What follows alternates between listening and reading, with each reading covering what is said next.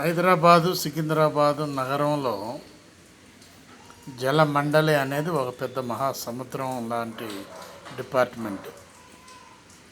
ఈ డిపార్ట్మెంట్లో ఎవరెవరు ఎక్కడెక్కడ టేబుల్ కింద చేతులు పోతున్నాయో ఫైండ్ అవుట్ చేయలేకపోతున్నటువంటి ఈ జలమండలి అసలే పెద్ద పెద్ద కంపెనీలు, స్టార్ హోటల్స్ వాళ్ళ దగ్గర నుంచి బిల్లులు కలెక్షన్ చేయలేకపోతున్నటువంటి ఈ జలమండలిలో టేబుల్ కింద చేతులు పెట్టి అమ్యాలు చేసుకోవటం ఎక్కువైపోయిందని చెప్పి ప్రజలు మాట్లాడుకోవటం జరుగుతుంది.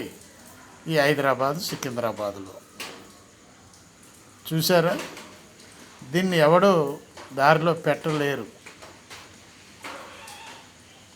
పైప్ లైన్ రాత్రిపూట పలగొడతారు, రాత్రిపూట ట్రాక్టర్లు నింపుతారు, మళ్ళీ యాజ్ ఇట్ ఈజ్గా దాన్ని క్లోజ్ చేసి పోతారు.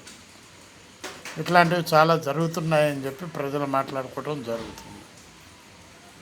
ఎక్కడికెక్కడికి లింకులు ఉన్నాయో తెలియదు. ఏ విధంగా ఈ నీటిని సద్వినియోగపరచాలంటే చాలా కష్టం అని ప్రజలు మాట్లాడుకోవటం జరుగుతుంది. కానీ పట్టి పీడిస్తున్నటువంటి కాలనీల్లో ఉన్నటువంటి ప్రజలను నిద్రపోనివ్వటం లేదు. బిల్లు బిల్లు బిల్లు అని చెప్పి కంటిన్యూగా ఉన్నటువంటి వాళ్ళను చంపుతూ ఉన్నటువంటి ఈ మంజీరా, సాగర్ వాటర్ డిపార్ట్మెంట్స్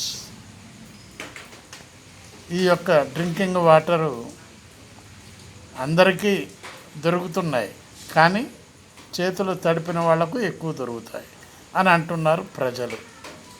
ఆలోచించండి జలమండలి ఎండి గారు, జిఎం గారు, ఆలోచించండి మీరు కూడా. బివి ప్రసాద్, హైదరాబాద్.